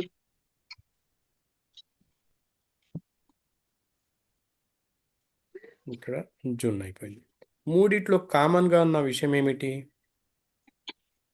జా లేదు. ఒక చోట జా ఉంది, ఒక చోట జీ ఉంది, ఒక చోట జూ ఉంది. కామన్ కాదు కదా జూ అది? ఉంది. కాదు సార్. నా అనేది నకారము ను. కామన్ గా ఉంది. నకారం ఆ. నాకు వల్ల అది నకారం. ఆ శబ్దం మారుతుంది. ఇది ఇది ఇది కామన్ గా ఉంది. దీని దీని అవును, అవును. చివర్లో చివరి ఇదే అక్షరం దీంతోనే ఎండ్ అవుతుంది. ఉమ్. జన్ చివర్లో ఏ శబ్దం వచ్చింది? నూన్ అనే శబ్దం. శబ్దం వచ్చింది. నూన్ శబ్దం జన్. వచ్చింది. జిన్ నూన్ శబ్దం వచ్చింది. జున్ నూన్ శబ్దం వచ్చింది. అవునా? అవును సార్. అందుకనే ఈ మూడింటిని కలిపి పండితులు ఏం చేశారు అంటే దీనికి ఒక పేరు పెట్టారు. ఆ పేరు ఏమిటి అంటే తన్వీన్. తన్వీన్. తన్వీన్ తన్వీన్. తన్వీన్ అన్నారు. తన్వీన్ అన్నప్పుడు మీకు అది 2 ఫథాలు కావచ్చు, 2 కసరాలు కావచ్చు, 2 దమ్మాలు కావచ్చు. మూడిట్లో ఏదైనా ఒకటి ఉండవచ్చు. ఇంకో ప్రత్యేకత ఏమిటి ఇక్కడ అంటే ఎప్పుడైనా సరే ఫథతేన్ ఉన్నప్పుడు అంటే 2 దోజబర్ ఉన్నప్పుడు దాంతోపాటు అలిఫ్ అనేది బై డిఫాల్ట్ వస్తుంది అన్నమాట. అలీఫ్ వస్తుంది, కానీ అలీఫ్ని మనం చదవము. కానీ 2 చోట్ల మాత్రం అలీఫ్ అనేది రాదు. ఎప్పుడది? ఈ విధంగా హంజా మీద ఫతతేన్ ఉన్నప్పుడు ఈ గోల్తా, మన లాస్ట్ క్లాస్లో కూడా అనుకున్నాం, గోల్తా అంటే తామర్భూత. దీని మీద ఫతతేన్ ఉన్నప్పుడు దీంతో పాటు అలీఫ్ రాదు. మిగతా అన్ని అక్షరాలతో పాటు ఎప్పుడైనా సరే ఫతతేన్ మీకు కనపడింది అంటే ఫతతేన్తో పాటు అలీఫ్ బై డిఫాల్ట్ అది తప్పకుండా దీంతో పాటు ఉంటుంది. మరి అలీఫ్ని ఇక్కడ చదువుతామా మనం? చదవం సార్. చదవం. అలీఫ్ని ఎప్పుడు కూడా మనం ఫతతెన్లో ఉన్న అలీఫ్ని చదవము. అలీఫ్ అనేది అలా కనపడుతుంది కానీ మనం దాన్ని చదవము. ఆ విధంగా మరి కసరతేన్ ఉన్నప్పుడు ఏదన్నా వేరే అక్షరం ఏదన్నా కనపడుతుందా ఇక్కడ? కనపడదు. దమ్మతేన్ ఉన్నప్పుడు ఏదన్నా వేరే అక్షరం కనపడుతుందా? కనపడదు. కనబడు. ఇది కేవలం ఫతతెన్తో మాత్రమే అలిఫ్ వస్తుంది. కసరతెన్తో యా రావాలి కదా, దమ్మతెన్తో వావు రావాలి కదా అంటే అలా ఉండదు. కసరతైన్ ఉన్నప్పుడు కేవలం కసరతైన్ మాత్రమే ఉంటుంది. దమ్మతైన్ ఉన్నప్పుడు కేవలం దమ్మతైన్ మాత్రమే ఉంటుంది. దీంతో పాటు వేరే అక్షరాలు రావు. కేవలం ఫతతైన్తో మాత్రమే తర్వాత ఒక అలీఫ్ వచ్చి చేరుతుంది. సరేనా? ఇక్కడ ఇంకో గుర్తు కూడా మనం తీసుకుందాం. అదేమిటి అంటే ఇది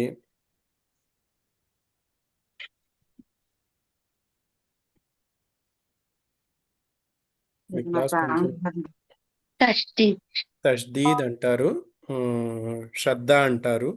ఇది ఏమి చెప్పినా ఇది ఒకటే అన్నమాట. దీని దీని ఆ, దీని యొక్క జబర్జేర్ పేషెంట్ కూడా చెప్పొచ్చా సార్ ఇది?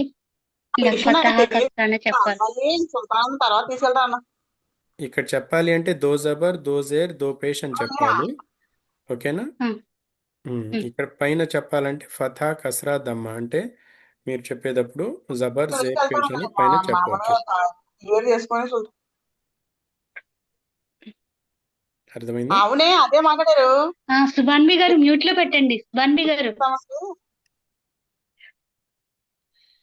ఛానల్ మారిపోయినట్టుంది.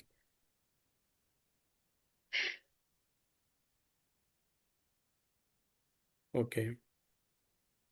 ఫతా కస్రా దమ్మ అని చెప్పటం వలన అది కరెక్ట్గా మనం దాని పేరు చెప్పినట్టు అవుద్దన్నమాట. అరబీ నేర్చుకుంటున్నాం కదా, అరబీలో దాని పేరు ఫతా కస్రా దమ్మ. కాదండి మేము ఉర్దూ నుంచి నేర్చుకున్నాము, ఉర్దే మాకు బాగా గుర్తుంది అంటే పర్లేదు, మీరు కొన్నాళ్ళు ఫతా జబర్ జేర్ అనే చెప్పండి, కానీ తర్వాత మీకు అలవాటైపోద్ది. ఇక్కడ జబర్ జేర్ పేష్, దో జబర్ దో జేర్ దో పేష్, దీన్ని తష్దీద్ అంటారు. తష్దీద్ యొక్క పని ఏమిటి? 2 సార్లు చదవాలి సార్. అది ఒత్తునిస్తుంది అనమాట. ఒత్తునివ్వటం అంటే ఒక పదంలో మీరు చూస్తే ఒక పదంలో ఒక అక్షరం ఉన్నప్పుడు మనం కా కింద కావత్తు ఇవ్వాలి అంటే తెలుగులో ఇంకో కా రాస్తాము, కావత్తు రాస్తాము. మా కింద మా ఒత్తు, చా కింద చావత్తు, జా కింద జావత్తు.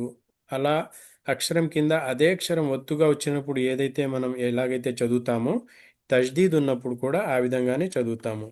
ఉదాహరణకు బా మీద శ్రద్ధ ఉంది, దీన్ని ఎలా చదవాలి? బా కింద బావొత్తు ఉన్నట్టుగా చదవాలి.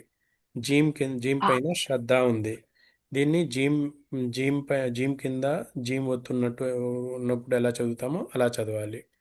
ఇక్కడ దీన్ని డైరెక్ట్గా మనం చదవలేం కాబట్టి దీంతో పాటు ఏదైనా అక్షరం మనం తీసుకుంటే మనం చదవటానికి ఈజీగా ఉంటుంది. ఉదాహరణకు హంజా ఫథా బా శ్రద్ధ అబ్బా, ఈ విధంగా వస్తుంది.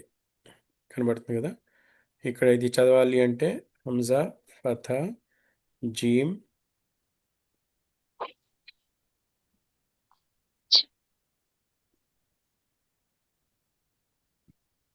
జీమ్ ఫథా అజ్జా. శ్రద్ధ పని ఏమిటి? ఒత్తు ఇవ్వటం అన్నమాట. ఒత్తు ఇవ్వటంలో మన తెలుగులో ఏ అక్షరం కింద ఆ అక్షరం ఒత్తుగా వస్తే ఎలా మనం చదువుతామో అదే పని ఇక్కడ జీమ్ కింద జీమ్ ఒత్తు లేదా బా కింద బా ఒత్తు లేదా అరబీలోని ఏ అక్షరమైనా సరే దాని కింద అదే అక్షరం ఒత్తుగా వచ్చినప్పుడు ఇది ఈ విధంగా మనం చూస్తున్నాం మనం. సరేనా?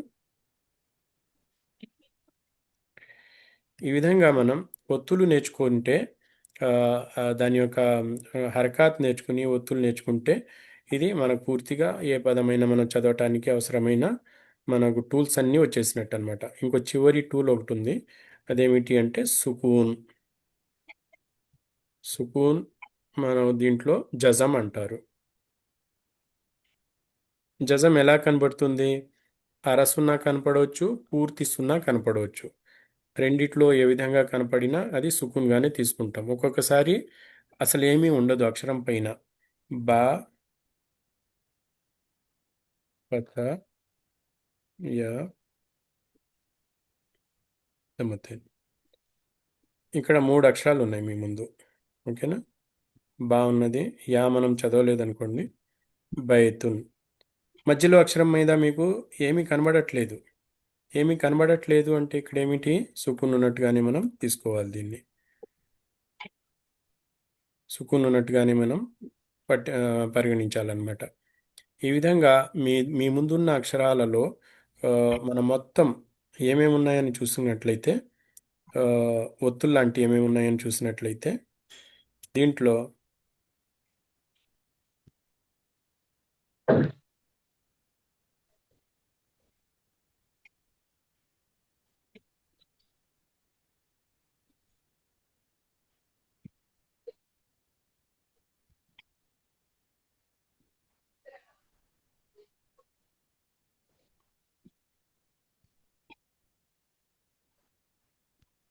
ఇవన్నీ ఒక చోటకి తీసుకొస్తున్నాను, మీకు తేలిగ్గా ఉంటుంది.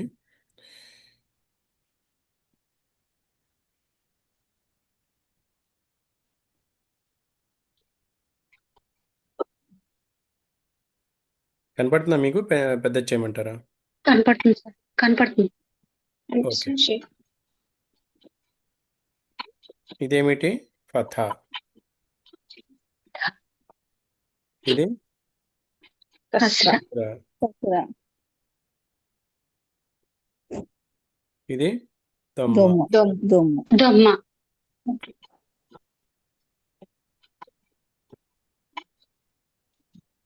తష్దీద్. సుకున్ సార్. ఫతతేన్. ఓకేనా? దొమ్మ. ఇది కసరతేన్. కస్తైన్. దొమ్మ. ఇది అదే దొమ్మ. దోజేతు. దోపే. తన్వీన్. తన్వీన్ కాదు, దమ్మతేన్. తన్వీన్ అంటే ఫతతేన్, కసరతేన్, దమ్మతేన్ మూడింటిని కలిపి తన్వీన్ అంటారు అనమాట. ఫతతైన్. ఇప్పుడేముంది? దోపేసి శ్రద్ధ. దమ్మ అంటే ఇది తష్దీద్. తష్దీద్ సార్. ఇది ఇది జజం సుకున్. సుకున్. జజం అన్నా సుకున్ అన్నా ఒకటే. ఇప్పుడు మనం ఉదాహరణతో చూద్దాం. బా ఇది ఫథ, బా కసరా, బా దమ్మ, బా ఫతతేన్, ఫతతైన్. బా కస్రతైన్. కసరతేన్, బా దమ్మతేన్, బా మీద శ్రద్ధ, శ్రద్ధ. బా మీద సుకున్. సరేనా? దీన్ని కొంచెం సైజ్ పెంచుతున్నాను, మన దగ్గర అవకాశం ఉంది.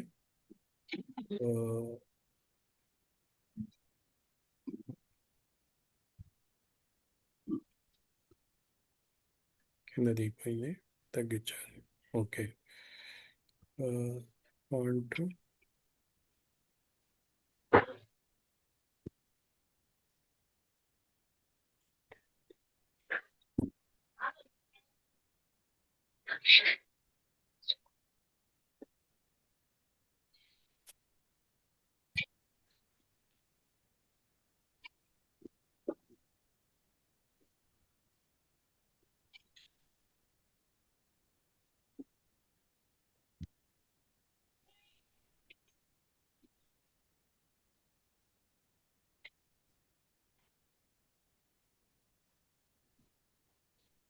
ఇది చదవగలిగితే మీరు ఇంకా ముందు ముందు క్లాసులన్నీ మీకు దాదాపుగా ఈజీ అయిపోయినట్టే.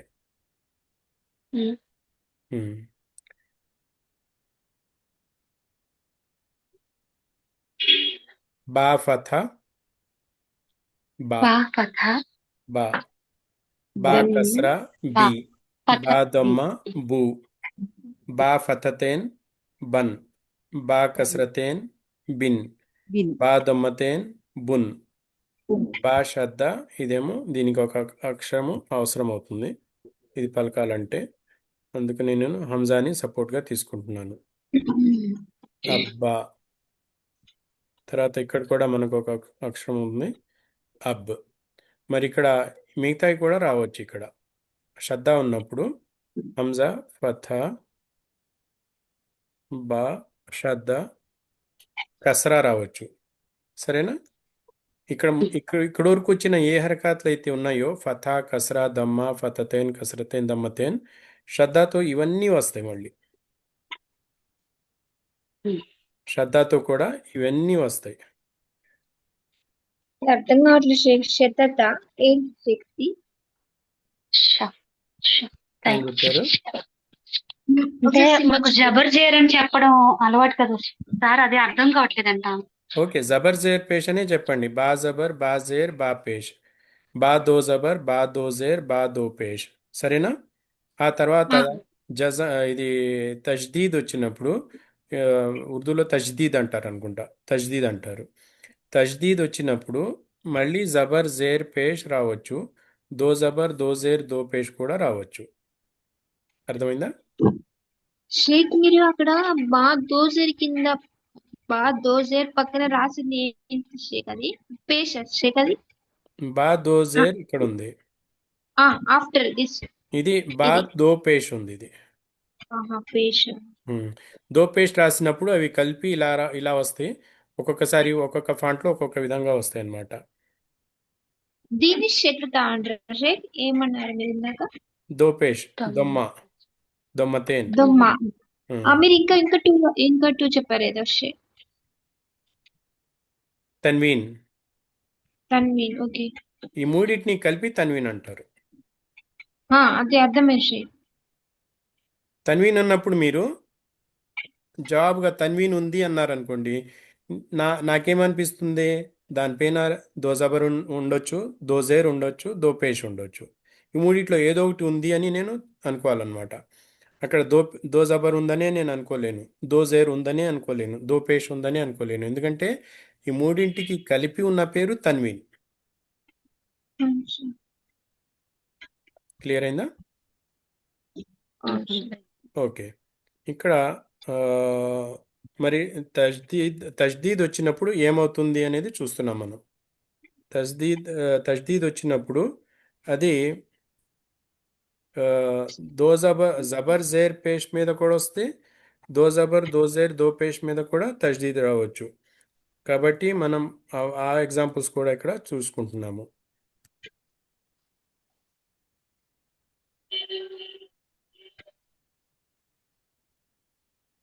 చూశారు కదా? ఇవి మీకు చదవటం వస్తే ఇక మీరు ఏ పదం వచ్చినా మీరు చదువుకోవచ్చు.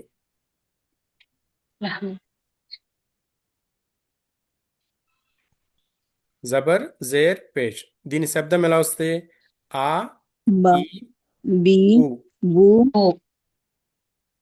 బా అనేది ఆ శబ్దం వస్తుంది, బి అనేది ఈ శబ్దం.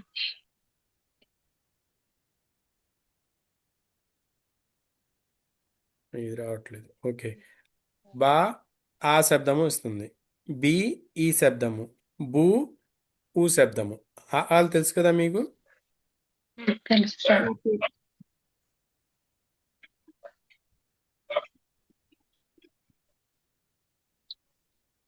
ఇప్పుడు బాగా కనిపిస్తుంది సార్.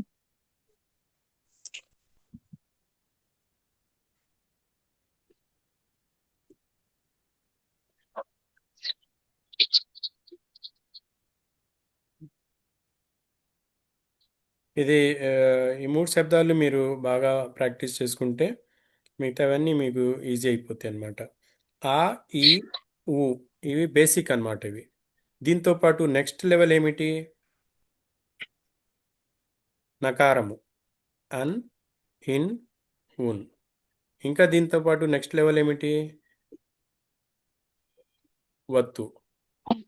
వత్తు సార్. వత్తుని అబ్బా. తజ్దీద్ అంటారు. తస్దీద్. దాని తర్వాత ఏమొస్తే? సుకూన్. సుకూన్ అంటే బ్రేక్ వేయటం, ఆపటం అన్నమాట. ఆపటంలో మన అక్షరాలకి ఇలా వస్తే ఎలా ఆపుతాం మనం? అలా ఆపటం అన్నమాట.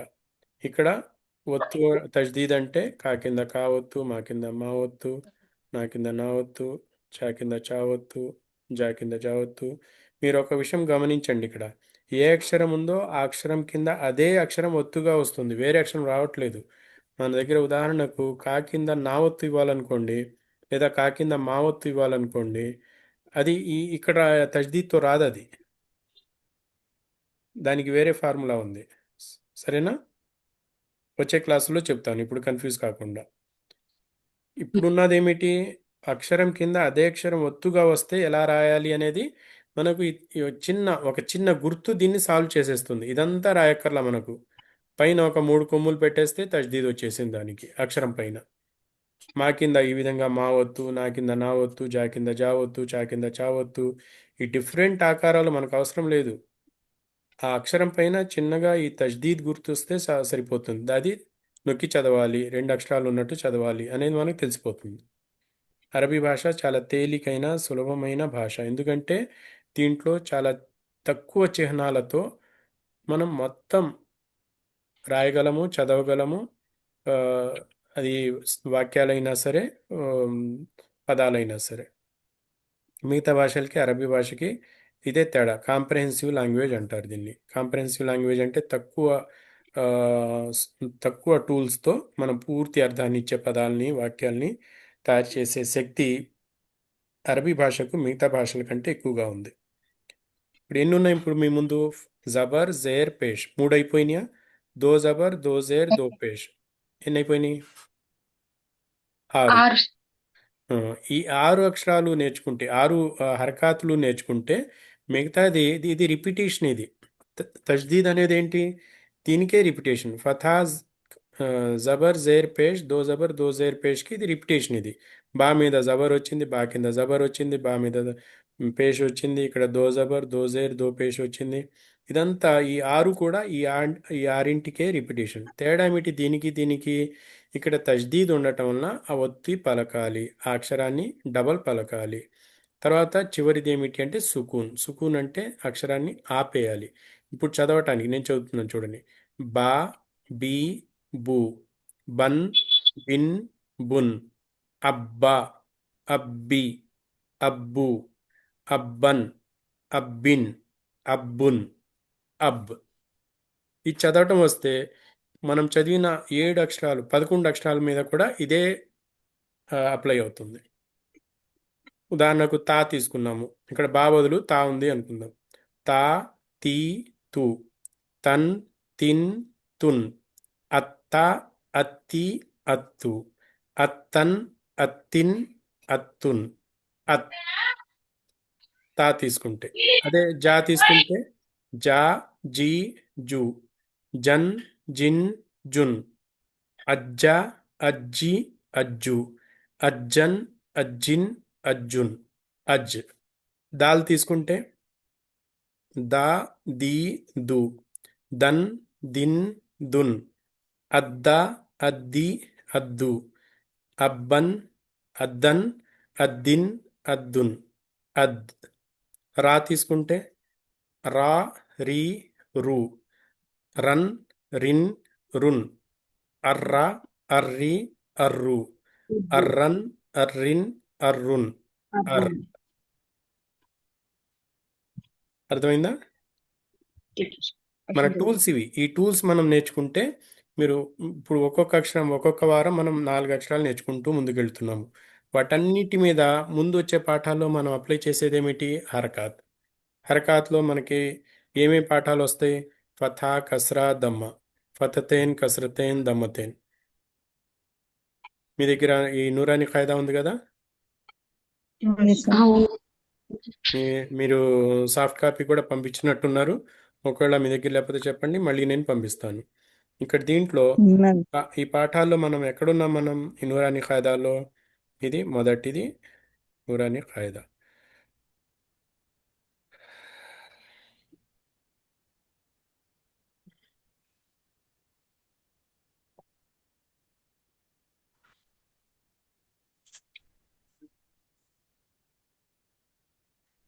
ఇది మొదటి పాఠం.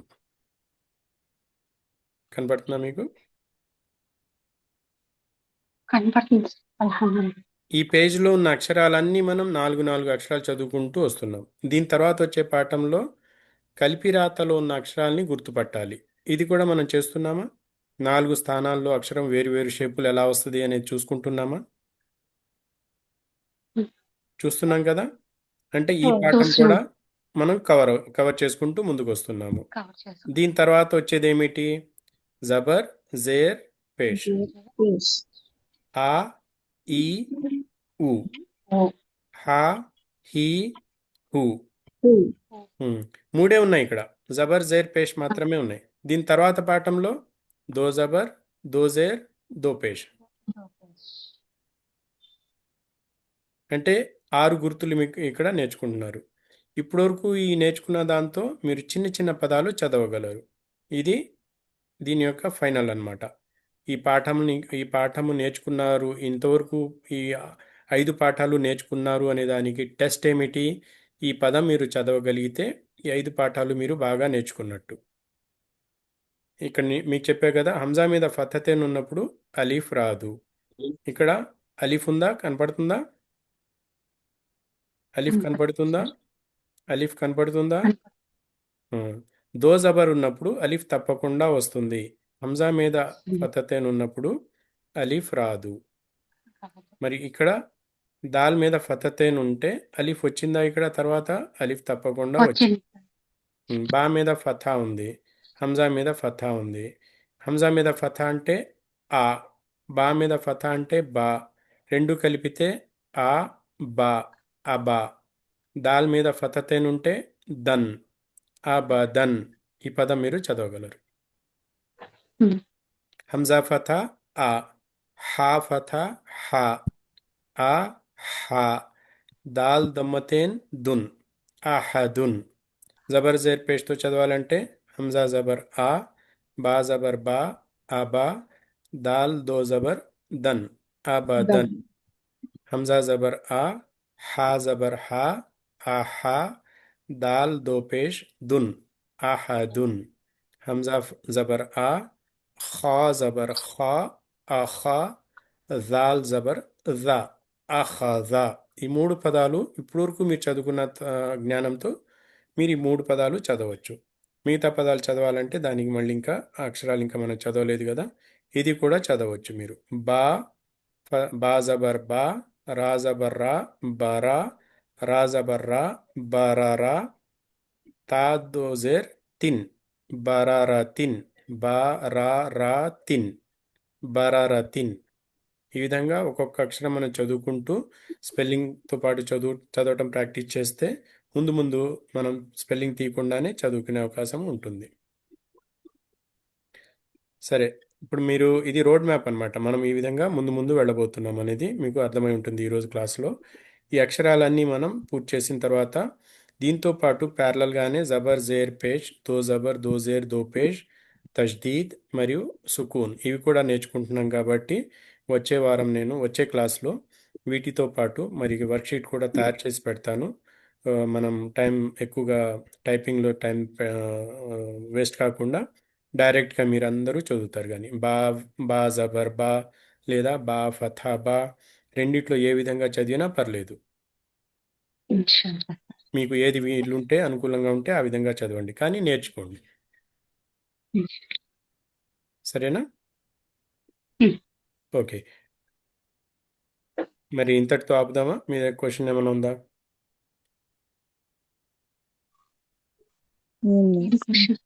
ఓకే, మరి వచ్చే క్లాసు శుక్రవారము. వచ్చే వారం మనకు యాక్చువల్గా క్లాసులు ఉండవు. మీ అరబీ భాష యొక్క పరీక్ష తీసుకోవాలి, కానీ కొన్ని క్లాసులు నేను కంటిన్యూ చేద్దాం అనుకుంటున్నాను. మీ సిలబస్ పూర్తి కాలేదు. ఇప్పుడు చాలా క్లాసులు మీరు మిస్ అయ్యారు, టీచర్ వలన కానీ మీ వలన కానీ. మరి వచ్చే వారం కూడా నేను తీసుకుంటాను క్లాసు. శనివారం మీకు క్లాసు వేరే సబ్జెక్ట్ లేకపోతే మీరు రావటానికి తయారుగా ఉంటే శనివారం మరియు ఆదివారం 2 రోజులు మనం తీసుకుంటే ఒక 3-4 వారాల్లో మన సిలబస్ పూర్తి అయిపోతుంది. అప్పుడు నేను ఎగ్జామ్ తీసుకుంటాను. తర్వాత మీకు సర్టిఫికేట్లు కూడా వస్తాయి ఇన్షాల్లా. ఓకేనా? ఓకే, మరి ఇంతటితో ఆపుదాము. సుబ్హానకల్లాహుమ్మ బిహమ్దిక నషహదు అన్ లా ఇలాహ ఇల్లా అంత నస్తగ్ఫిరుక వ అతూబు ఇలైక్. అస్సలాము అలైకుం వరహ్మతుల్లాహి వబరకాతుహు. ఇది రికార్డ్ చేస్తున్నాను. రికార్డ్ యొక్క లింక్ మీకు గ్రూప్లో పెడతాను. మీరు కావాలంటే దీన్ని రిపీట్ చేసుకుని చూసుకోవచ్చు. యూట్యూబ్ లింక్ ఇది. జజాకల్లాహ్ ఖైర్. యా.